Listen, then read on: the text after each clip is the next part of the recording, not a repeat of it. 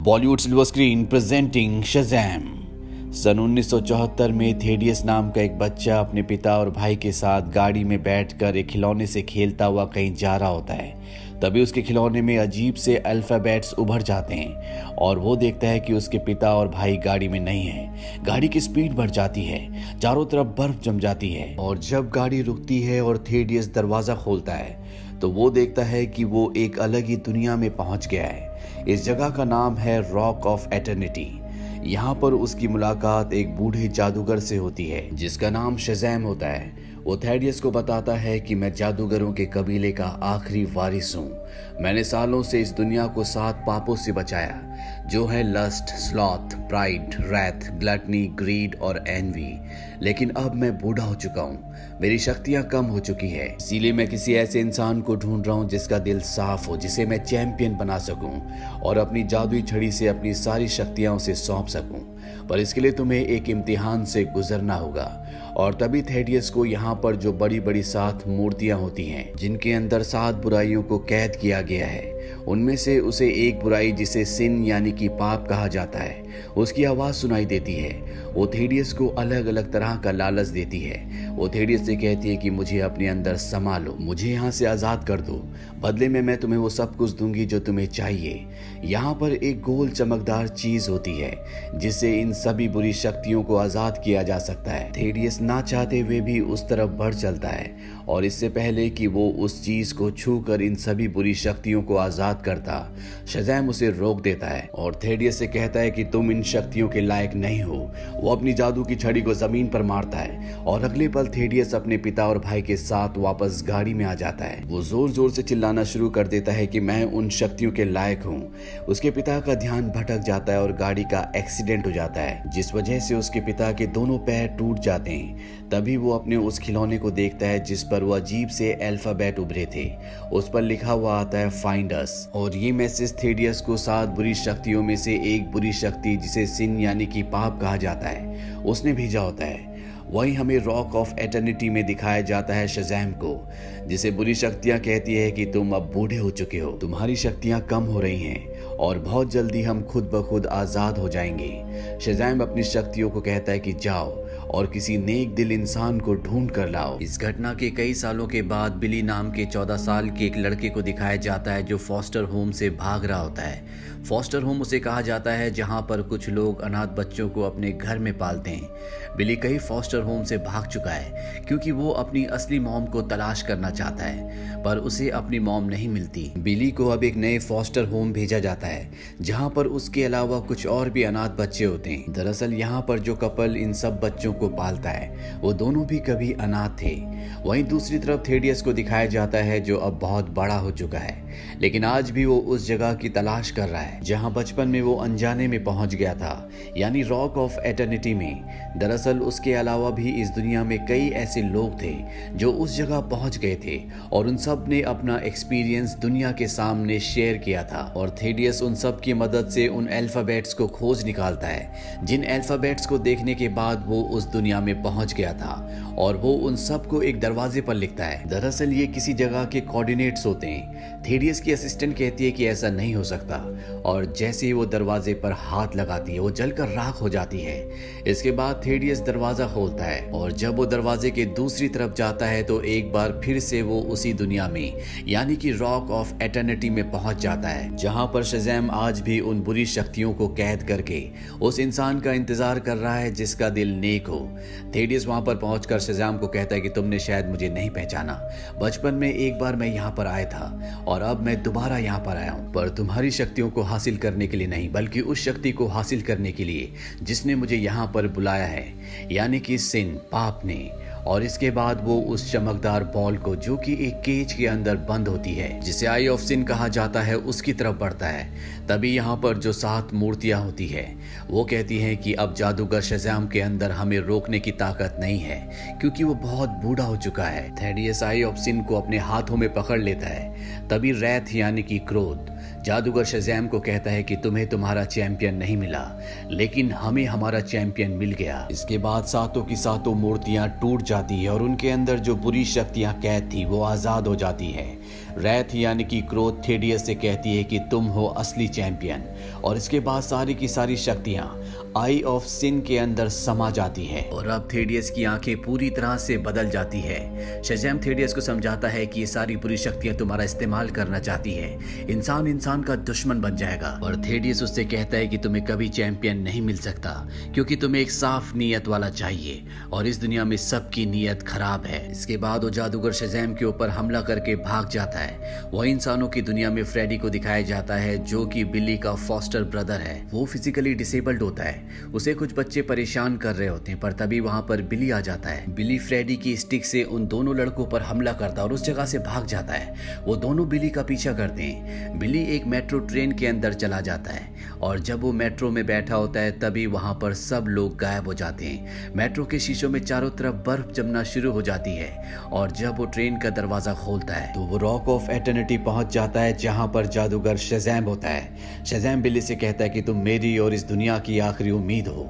मैं तुम्हें अपनी सारी शक्तियां देना चाहता हूं। मैं तुम्हें अपना वारिस, अपना चैंपियन बनाना चाहता हूं। मैंने और मेरे भाइयों ने बुरी शक्तियों को कैद किया था, जिसके चलते मेरे सभी भाइयों की मृत्यु हो गई और अब मैं भी बूढ़ा हो चुका हूं। इसीलिए मैं अपनी सारी शक्तियां तुम्हें देना चाहता हूं। तुम मेरी इस जादुई छड़ी को पकड़ो और मेरा नाम बुलाओ शज़ैम।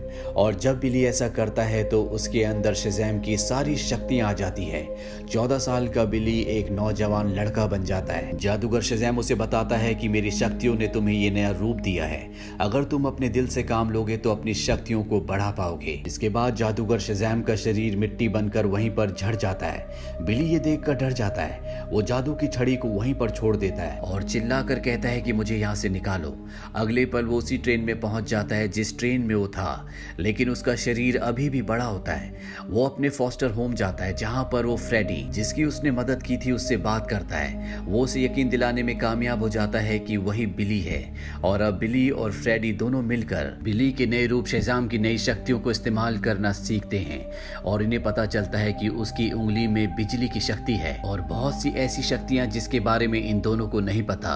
दरअसल बिली के अंदर अब मर्क्यूरियस, हरक्यूलिस, एक्लिस और ज्यूस की ताकत है। अब ये दोनों के दोनों फॉस्टर होम आ जाते हैं, जहां पर इनकी एक फॉस्टर सिस्टर होती है जिसका नाम डार्ला होता है। डार्ला उसे देखकर डर जाती है। बिली उसे कहता है कि मुझे नहीं पता कि मैं ऐसा कैसे बन गया, मुझे बस एक बूढ़े जादूगर ने कहा था कि तुम्हें एक शब्द बोलना है जो कि मेरा नाम होगा, और जब मैंने उसका नाम बोला तो मेरा पूरा रूप बदल गया और वो नाम था शज़ैम। जैसे बिली यहाँ पर शज़ैम बोलता है वो दोबारा से 14 साल का बिली बन जाता है। उसे समझ में आ जाता है कि शज़ैम ही वो वर्ड है जिससे वो अपना रूप बदल सकता है। वहीं दूसरी तरफ थेडियस को दिखाया जाता है जो सातों की सातों बुरी शक्तियों की पावर पाने के बाद अपने पिता की कंपनी में जाता है, जहां बोर्ड ऑफ मेंबर्स की मीटिंग चल रही होती है। वो सबसे पहले अपने भाई को मार देता है। इसके बाद आई ऑफ सिन के अंदर से सातों की सातों बुरी शक्तियां बाहर आ जाती है।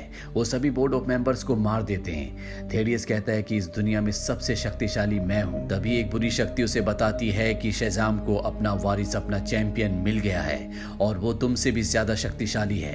अगर तुम सबसे शक्तिशाली बनना चाहते हो और अपने आप को बचाना चाहते हो तो तुम्हें उसे मारना होगा। इसके बाद वो यहाँ से निकल जाता है और उसकी बुरी शक्तियां उसके पिता को खत्म कर देती है।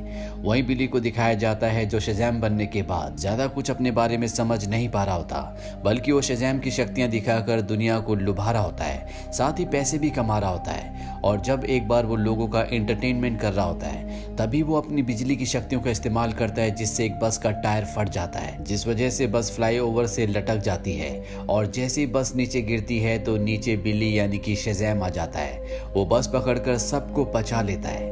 अब यहाँ पर थेडियस भी आ जाता है और वो उससे पूछता है क्या तुम्हें ही चैंपियन चुना गया है। बिली कहता है कि हाँ। इसके बाद इन दोनों के बीच में एक भयानक लड़ाई होती है, पर थेडियस की शक्तियां उससे ज्यादा ना होने के बावजूद भी थेडियस पूरी तरह से बिली पर हावी हो जाता है, क्योंकि बिली को अपनी शक्तियां इस्तेमाल नहीं करनी आती।